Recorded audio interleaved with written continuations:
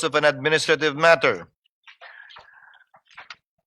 Consistent with Article 2, Section 28 of the Constitution on the policy of public disclosure in matters involving public interest and to give life to the directive under the rules to open the impeachment proceedings to the public, the court hereby directs the clerk of court to create the necessary internet web pages to allow the electronic records of impeachment to be made accessible to the public through the Senate website, whereby all pleadings, memoranda, motions filed by the party shall be uploaded, including the journal of the proceedings after it shall have been approved by the impeachment court.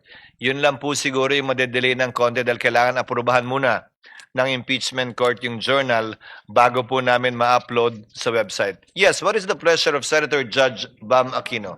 Yes, Mr. President, on this note, firstly, we'd like to second and congratulate this move of the impeachment court to make all of the evidence available to the public. May we know in how many days will the clerk of court make this evidence available to the public, Mr. President?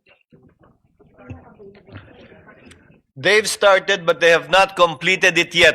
As Senator Judge Marcos said, the documents are voluminous. I think it covers until 9Q, if I'm not mistaken, initially, when it was marked. About more than 10,000 documents.